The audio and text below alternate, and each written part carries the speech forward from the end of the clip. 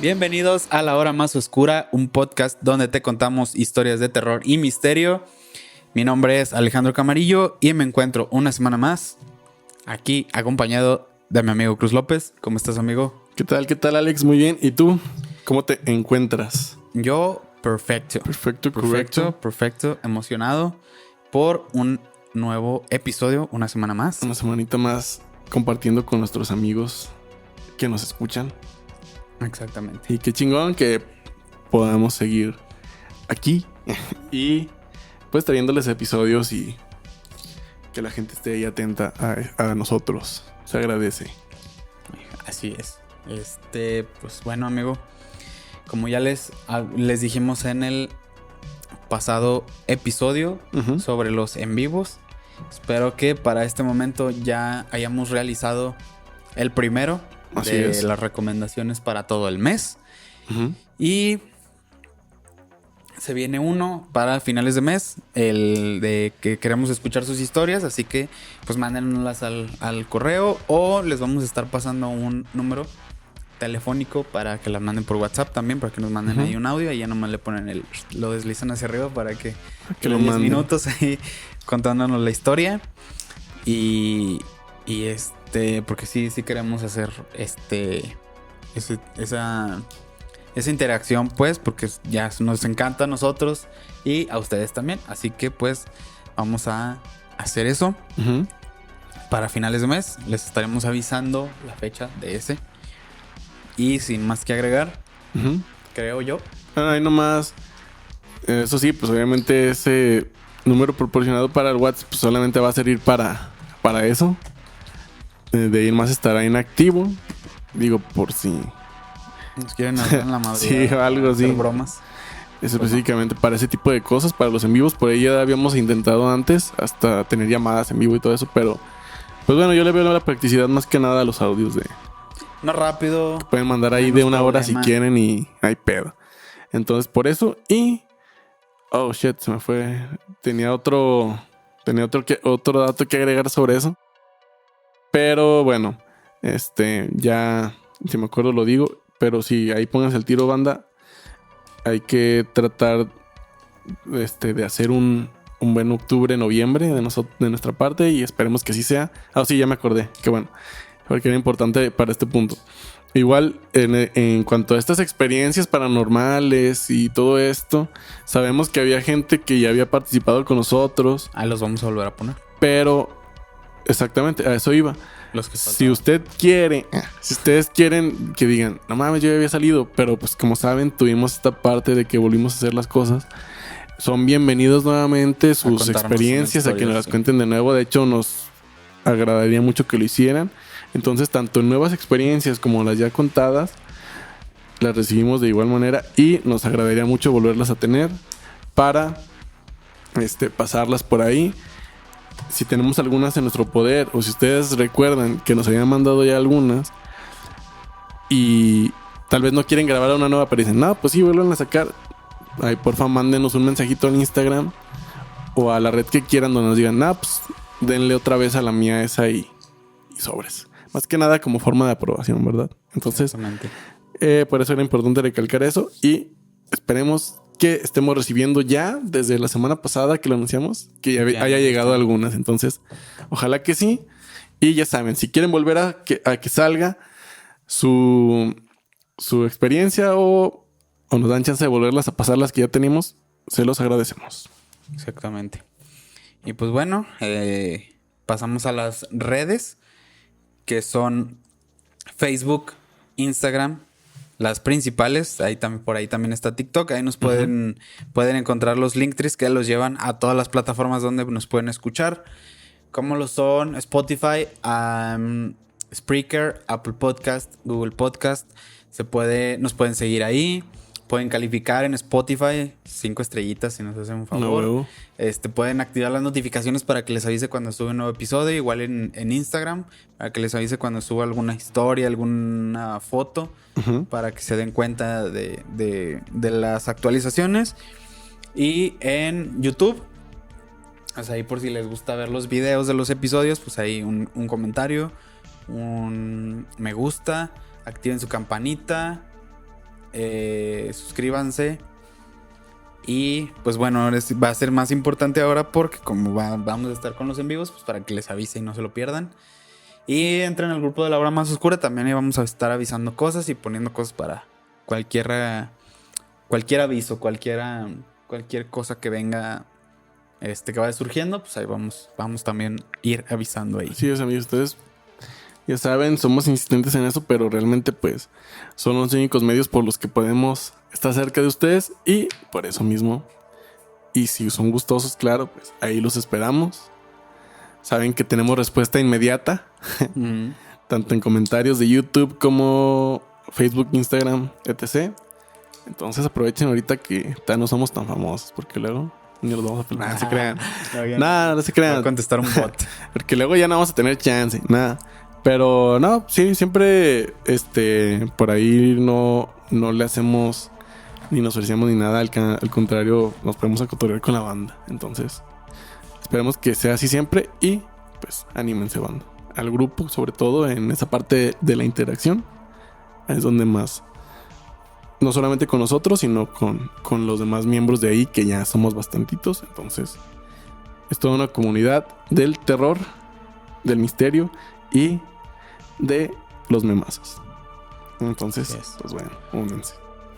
Muy bien, amigos. Entonces, cerrando esos apartados, podemos comenzar nuestro episodio de esta semana. Ok. Que para no variarle de la semana anterior, vamos a hablar también de Jeffrey... No es cierto. De Jeffrey Dahmer Jr. Vamos a hablar del papá. ¿Cómo se llama el otro güey? De Tracy Edwards. No, vamos a hablar de Robert Christian Hansen.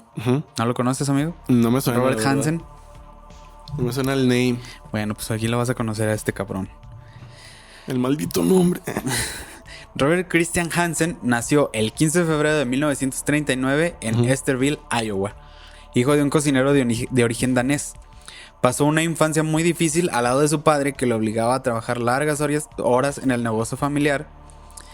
Al llegar a la adolescencia, el severo acné que padeció se sumó al marcado tartamudeo que tenía. Era el perfecto objeto de las burlas y los abusadores que siempre lo estaban molestando en la escuela. Entonces este güey le decían el pozole. Órale. Tanto grano que tenía. Yo pensé que era neta. Mexicano el compa. Qué nombre gabacho.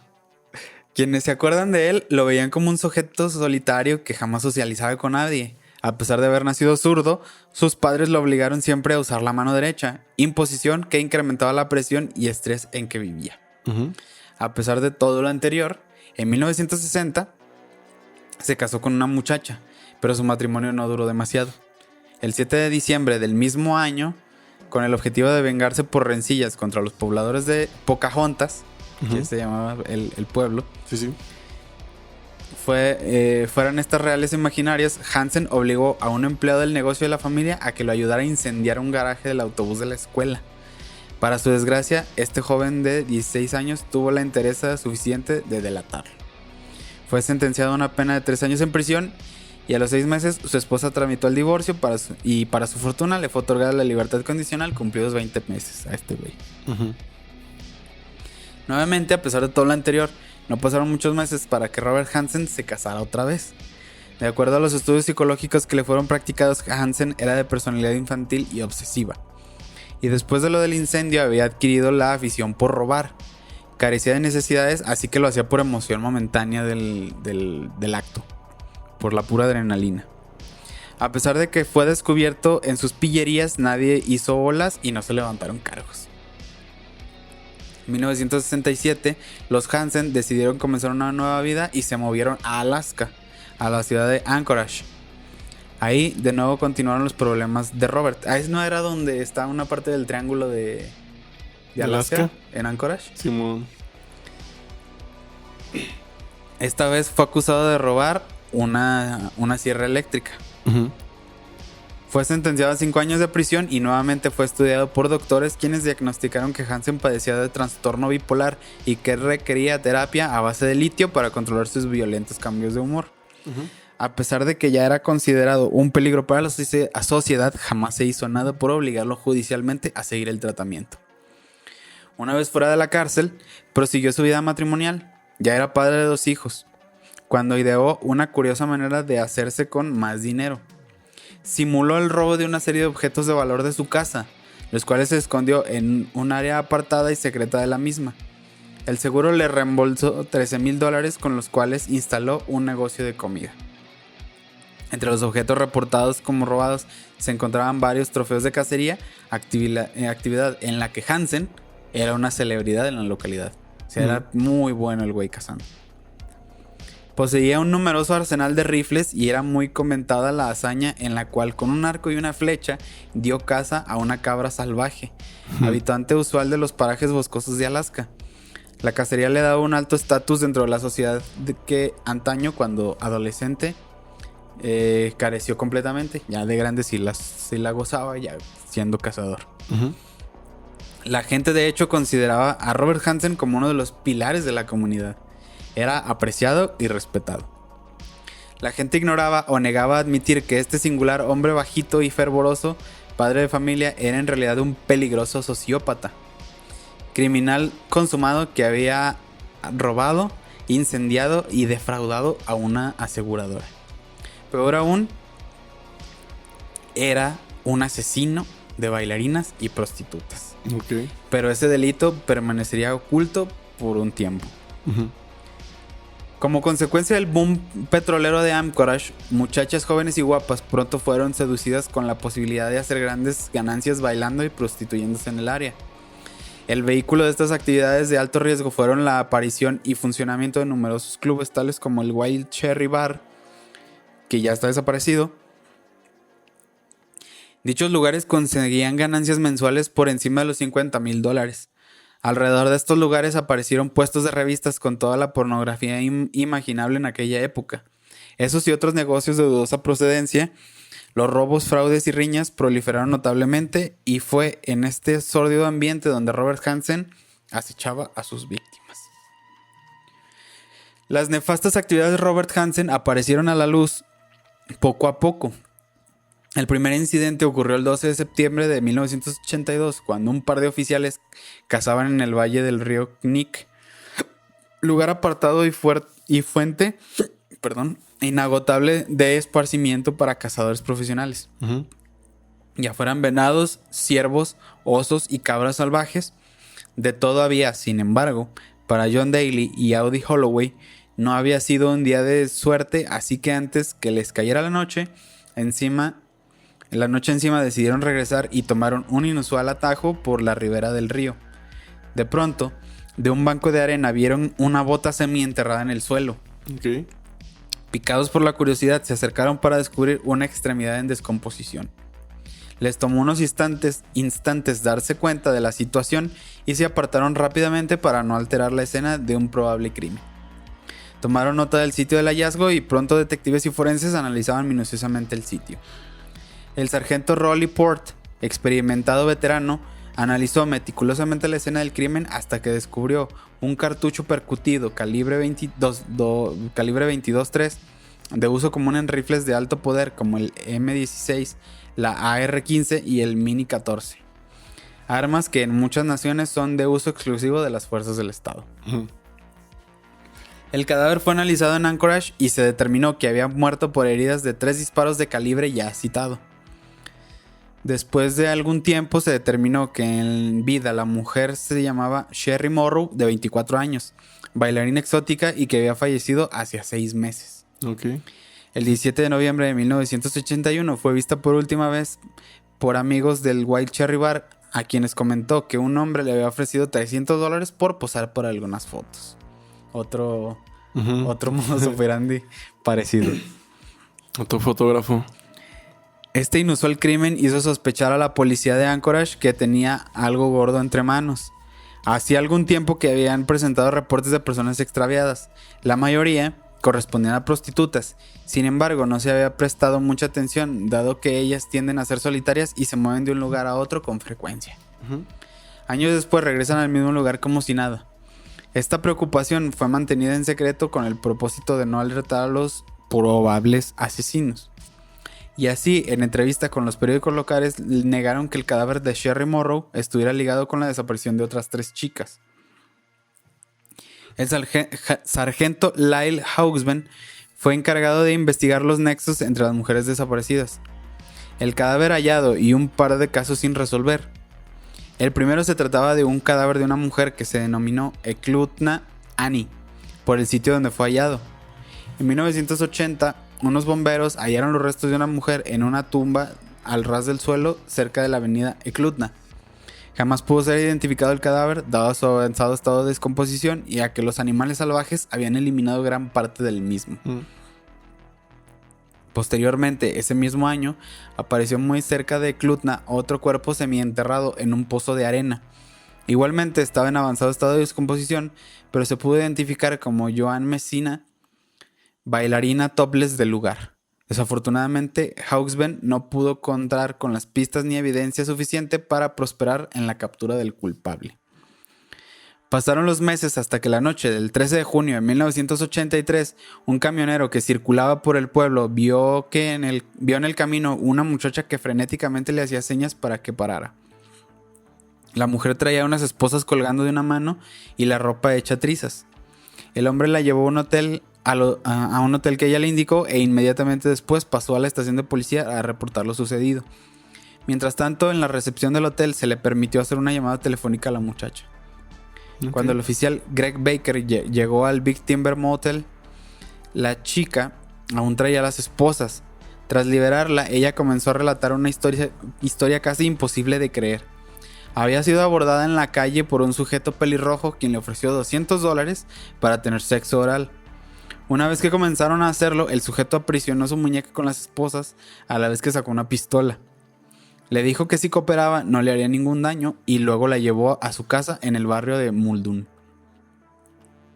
Ahí el sujeto la había violado y en un momento dado le introdujo el mango de un martillo por la vagina. Al término de todas esas crueldades le dijo que volarían a su cabaña en los bosques y así lo hicieron. Llegaron hasta a un aeroplano y mientras el sujeto metía algunas provisiones dentro del vehículo, aprovechó para salir corriendo. La prostituta sabía que su vida corría grave peligro al lado de ese hombre. Al principio la persiguió, pero desistió al ver que ella hacía señas a un camionero ya en el camino. Entonces la policía la llevó al aeropuerto del lugar, donde supuestamente se hallaba la avioneta de su atacante, y ahí estaba en el Piper Super Club azul y blanco. Después de revisar con la torre de control, se supo que pertenecía a Robert Hansen, quien vivía en la calle Old Harbor. Dejaron a la chica en el hospital y con un pequeño grupo de oficiales, Baker visitó la residencia de los Hansen, confrontado con los cargos de la prostituta que la prostituta señalaba. Robert Hansen se mostró muy molesto. Dijo a la policía que no conocía a la muchacha, que todo el día lo había pasado con unos amigos. Su esposa y sus 2 hijos estaban de viaje en Europa. Además les dijo a los policías que no se podía violar a una prostituta, ¿o sí? Así de pinche cínico el cabrón. Sí, man. La coartada de Hansen fue verificada y no se levantaron cargos en su contra. Las cosas se tranquilizaron hasta que apareció el cadáver de otra muchacha enterrado a ras de tierra. El 2 de septiembre de 1983 fue hallada en las riberas del río Knik, quien fuera identificada como Paula Golding, muchacha de 17 años dedicada a la prostitución y al baile exótico. Había sido vista por última vez hacía 5 meses. La autopsia reveló que fue muerta por disparos de arma calibre .223. Entonces el departamento de policía solicitó la intervención de la unidad de soporte del FBI. Sabían que tenían entre manos a un asesino serial y decidieron acudir a los expertos. Fue así que el legendario profiler del FBI, el agente especial John E. Douglas, se trasladó a Alaska para analizar la evidencia que le ofrecía la policía y para discutir acerca del sospechoso número 1, es decir, para hablar de Robert Hansen. Douglas estableció que el asesino elegía prostitutas y bailarinas topless porque son muy proclives a moverse de ciudad en ciudad y la súbita desaparición de alguna no levantaría muchas preocupaciones. Al presentársele la información respecto a Hansen, les hizo notar a los oficiales la baja estatura del sospechoso, así como el hecho de que tuviera muchas cicatrices producto del acné y el evidente tartamudeo lo hacían pensar de que de joven había sido objeto de burlas de sus semejantes y que con toda la probabilidad había sido rechazado varias veces por mujeres a quien deseaba acercarse. De ese modo, era seguro que tenía una autoestima muy baja y servir en un lugar apartado era para aplacar por un poco su malestar personal. Luego, atacar prostitutas era la manera de cobrar venganza por las humillaciones vividas durante la adolescencia. Algunos oficiales conocían a Hansen y sus grandes habilidades como cazador, a lo que Douglas comentó que tal vez ya se había cansado de los borregos salvajes, los venados y osos, y había cambiado su interés a otro tipo de presas más interesantes, en este caso personas. Otro aspecto fundamental era que Hansen podía ser el tipo de asesino que recolecta souvenirs de sus víctimas. Por eso era necesario buscar minuciosamente en sus propiedades objetos pertenecientes a las víctimas. La manera de facilitar la investigación era quebrar su coartada, para lo cual la policía debía apoyarse en sus amigos a quienes había de forzar a hablar, so pena de ser acusados de cargos por obstaculizar la justicia. Con eso podrían descartarlo o incriminarlo, pero se necesitaba actuar con firmeza. Y en efecto, los amigos que supuestamente habían pasado el día junto a Hansen cuando la joven prostituta fue secuestrada, terminaron por admitir que no vieron al sospechoso ese día. Además, contaron a la policía que el fraude de Hansen contra la aseguradora y otros detalles gracias a los cuales la policía pidió 8 órdenes de registro al juez. El 27 de octubre de 1983, como usualmente hace la policía, un grupo fue al trabajo de Hansen y le pidió que los acompañara a la estación para hacerle unas preguntas. Mientras tanto, otros 2 grupos iban a su casa y a la avioneta para cumplir las órdenes del registro. El grupo que investigaba la casa halló numerosas armas ahí de los Hansen, pero ninguna que pudiera relacionarse con los crímenes. Estaban a punto de terminar y marcharse cuando un oficial descubrió un escondite en el ático de la casa. Ahí encontraron diversos rifles de alto poder, así como pistolas, un mapa de navegación marcado en varios sitios, identificaciones de las víctimas, recortes de periódico y algunas piezas de joyería. Al fondo estaba el rifle Mini 14 calibre .223 con el que teóricamente Hansen había cazado a sus víctimas una vez que las soltaba en el bosque. En la estación de policía, Hansen negó cualquier relación con los homicidios, pero abrumado por los alegatos de la policía, se dio por vencido y pidió un abogado. Entonces fue arrestado bajo los cargos de fraude, asalto agravado, secuestro, portación ilegal de armas y robo. El 3 de noviembre de 1983, el jurado de Anchorage acusó formalmente a Hansen de conducta y portación indebida de armas, robo en segundo grado, fraude a una aseguradora y secuestro, guardándose el cargo de homicidio hasta no recibir las pruebas de balística. Hansen se declaró no culpable de los cargos y la fianza fue fijada en $500,000. Como se puede ver, el Estado no iba a permitirle quedar en libertad ante la montaña de evidencia que se había acumulado. El resultado de las pruebas llegó procedente de los laboratorios del FBI en Washington el 20 de noviembre de 1983. Quedaba demostrado que los casquillos hallados habían sido disparados con el rifle Mini 14 incautado en la casa de los Hansen, de Robert Hansen. Finalmente, Robert Hansen se dio cuenta que ante la enorme cantidad de evidencia en su contra, difícilmente ganaría su caso frente a la corte. El 22 de febrero de 1984 se arregló un encuentro entre el abogado defensor Fred Dewey y el fiscal general de Anchorage, Victor Crum, para establecer un acuerdo.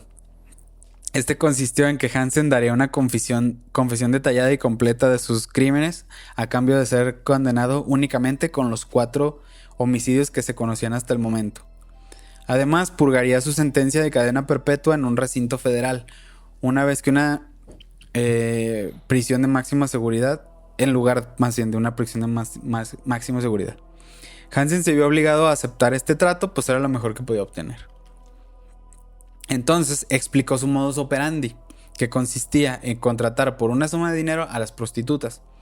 Una vez estando ellas, les decía: muy bien, eres una profesional. Lo que hacemos no te excita en nada. Sabes bien que existen riesgos en lo que haces, Que esto te sirva de experiencia para que la próxima vez elijas bien a quien te ofreces. Si haces todo cuanto te ordeno, no saldrás lastimado.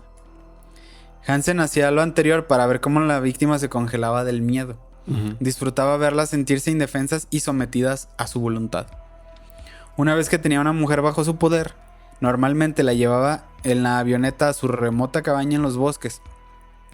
Ahí, después de violarlas sin misericordia, llegaba al extremo de desnudarlas y aún de taparle los ojos antes de soltarlas. Esperaba un poco que la chica corriera y después con su navaja y con el rifle de caza, con el rifle las cazaba igual que lo hacía contra un venado o un oso. Chueto. Al término de la declaración, la policía le mostró un mapa de la región a Hansen y le pidió que señalara los sitios donde había cometido sus fechorías. Este señaló numerosos lugares. Al día siguiente se hizo una expedición en un helicóptero militar y Hansen los condujo a 12 sitios diferentes. Ahí fueron marcados árboles para regresar posteriormente a revisar. Durante 1984 fueron recuperados únicamente 7 cuerpos. El 18 de febrero de 1984, Robert Hansen se declaró culpable de los 4 homicidios acordados y recibió sentencia de 461 años de cárcel sin derecho a libertad condicional. Inicialmente fue enviado a una penitenciaría en Pensilvania, pero en 1988 regresó a Alaska a ser uno de los presos fundadores del centro correccional Spring Creek. Poco después fue encarcelada, de que fue encarcelado, su esposa le pidió del divorcio, la otra esposa, y su nombre fue borrado del ranking de caza del club en el que pertenecía, que era Pop and Young. Ok. Y eso fue todo de nuestro querido pozole, de este pinche vato sádico. Sí, vato feo. Que era pues lo llamaban como el cazador de prostitutas. Sí, pues muy...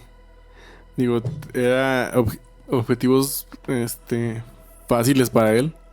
Y aparte, pinche vato... Pues sí, era Alaska, ¿verdad? Pero... su avionetita, el güey y todo el pedo. No, pues le iba bien el cabrón. Como para si nada, su avioneta y todo el pedo. Digo, y aparte que... Yo creo que ha de ser común porque como que, vámonos en mi avioneta, como que era de... ¿Qué pedo, güey? Sí. Pero sí, pues era muy... Sabía lo que hacía y cómo y a quién. Como que... Sí, era... Ese vato sí tenía un rasgo de estas de atacar a indefensos, como se podría decir, y de aprovecharse de eso. Y de sus medios. Y de sus habilidades, como la cacería y toda esa onda que... Era de... ¿Qué pedo ese güey? Pues sí, nada más lo veía como otro entretenimiento, al parecer. No tenía una motivante muy real que dijera, neta, lo hago. Digo, nada tiene una motivante para hacerlo, ¿verdad? Pero no sé, por la sociedad o la chingada. Sí, estaba medio random ese güey. También lo llamaban el carnicero, el panadero carnicero. Porque ese era el negocio familiar. Una panadería. Y se cree que pudo haber matado hasta 30 mujeres el güey. Ok. Sí, me imagino, pues. No digo que fuese fácil de hacer por el hecho de que las mujeres eran prostitutas y así, pero digamos que le provocaba cierta facilidad a ese güey el hacerlo de esa manera. Sí. Porque pues precisamente que estuviera culero o lo que fuera ese güey, pues del otro lado era pues otro güey más, ¿no? Para trabajar. Sí. Pues, está cabrón, Está cabrón esa banda. Y pues sí le dieron buen tiempo. Es lo que se me hace mamón, que pues chingos de cadenas y precisamente como lo veíamos con Jeffrey, pues este güey iba a vivir en la cárcel y ya hasta morir, pero no lo logró. No se veía. Pues te puedes acoplar en la pinche cárcel y ganar dinero y lo que sea y estar ahí. Como que no se me hace un pago justo. De todos modos, pues como que permanezcas y ahí ya existas. Simplemente. Entonces, está cabrón ese pedo. Sí, mo. En ese tipo de ondas. Pero bueno, al menos puedes asegurar que ya no va a andar haciendo mamadas en la calle. Pues la neta. Ya no sigue haciendo pendejadas. Simón. Y pues ese fue Robert Hansen, el cazador de prostitutas, el panadero carnicero o, como lo llamamos aquí en la hora más oscura, el pozole. Así es. El pinche... El cara de pizza. Simón. Y pues bueno, muy bien. Amigos, muy interesante, digo, muy repugnante el vato, la neta. Pero bueno, así son estas cosas. Era muy fundillo. Sí. Y pues bueno, amigos, podemos pasar a la recomendación para que vayan checando. Checando qué onda. ¿Tú ya sabes qué vas a recomendar? No, dale, estoy viendo aquí, tenía algún par de sugerencias. Estoy revisando. Bueno, yo hoy no voy a recomendar película o serie. Uh-huh. Hoy voy a recomendar un podcast original de Spotify que se llama Frente al Asesino. Ok. Los crímenes de Carrasco. Es sobre un vato. Bueno, no lo voy a decir porque no se sabe. No voy a decir el nombre porque no se sabe. Bien, qué pedo. No se sabe hasta el quinto o sexto episodio el nombre del pinche asesino. Uh-huh. Entonces, pues para que no. Porque sale desde antes, o sea, desde los primeros capítulos te lo mencionan, pero pues obviamente ahí no tiene mucha relevancia todavía. Uh-huh. Y pues no, ni en cuenta tú. Pues es la historia del primer asesino en serie de Uruguay. Ok. Que mató entre 1991 al 93, 94, algo así. Creo que a 3 o 4 mujeres. Y violó a otra. Y pues la verdad está muy chido. O sea, te recuerda. Es tipo Fausto. Va narrado por un güey. Luego hay entrevistas. Uh-huh. Recreaciones de ciertas escenas. De conversaciones. Hay unas que sí son audios reales de ese caso. Uh-huh. Y pues te da datos históricos como de, pues no sé, que en ese tiempo, pues en Uruguay casi todo era el Mundial del 94, uh-huh. de Estados Unidos. Y no sé, la política, porque me parece que hubo elecciones. Y aparte, esos pinches crímenes que o sea, fue algo que aún ahorita uh-huh. todavía da mucho de qué hablar ese caso. Son 10 episodios, pero de volada, se van de volada. Igual uh-huh. que Fausto. Sí. Nada más que sí está un poquito más largo, porque los de Fausto, pues ya es que son como de 15 minutos, 20 minutos. Estos hay unos de media hora. Uh-huh. Pero se va muy rápido. Yo sí me tardé como unas 2 semanitas escuchándolo. Pero fue porque pues me hacía güey y sí, no le seguía. Pero en las noches cuando me ponía a lavar los trastes, lo iba escuchando un capítulo o 2 de repente. Uh-huh. Y luego a veces no tenía tanto tiempo, pero pues ya lo terminé. Y la verdad sí, muy muy bueno ese podcast. Yo lo recomiendo, me gusta mucho ese tipo de podcast que son así de ese estilo. Entonces yo lo recomiendo mucho. Denle una checada, y está en Spotify. No sé si esté como en YouTube. Pero pues igual si les llama la atención y no tienen como ¿cómo se llama? No tienen Spotify o algo, o la facilidad de escucharlo ahí, pues nada más googleen quién es el primer asesino en serie de Uruguay. Ahí les va a dar el nombre y pues ya ven en YouTube un video de ese cabrón. Para que conozcan la historia y todo lo que hizo. Nomás que a mí me gustó cómo lo narraron estos güeyes. Porque uh-huh. te lo van narrando así como de que pues no sabemos quién es. Hasta después, como a medio podcast, ya sabes quién es. Ok. Entonces es lo que es más chido. Cuando no sabes desde el principio quién es el que está haciendo todo el desmadre. Así que por eso me gustó mucho. Pues vale mucho la pena darle una checada. Así uh-huh. se llama. Frente al Asesino, los crímenes de Carrasco. Ok. Muy bien. Interesante. De hecho, ahí me desbloqueaste. No, de hecho acaba de salir la tercera temporada de Caso 63. Simón. Entonces, también para darle la escuchada, yo apenas la empecé, entonces no les puedo decir si está bien o no, pero pues bueno, nos dejó estaba chido. Muy pegados las otras temporadas, entonces hay que darle chance a esta también. Y pues hay que escucharla para ver qué tal. Hablando de podcast en específico, entonces hay que darle por ahí. Quería recomendar el libro, ya habíamos hablado de él en el episodio de cuando hablamos del teléfono negro. Oh, sí. ¿Cuál fue el nombre del episodio? El de Steven Strainer. Del autor de Joe Hill.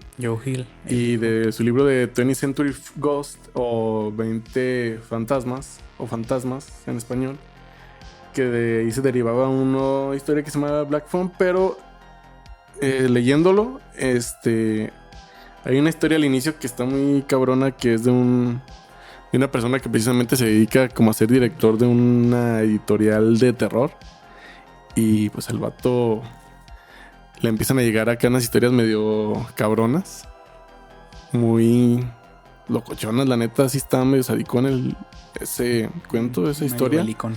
Pero yo creo que por eso se los recomiendo. Digo, aparte de esa, léanlo, la neta está chido, está interesante y envuelve cosas así, no digo que duras, pero sí que te sacan de onda y que está buena la historia.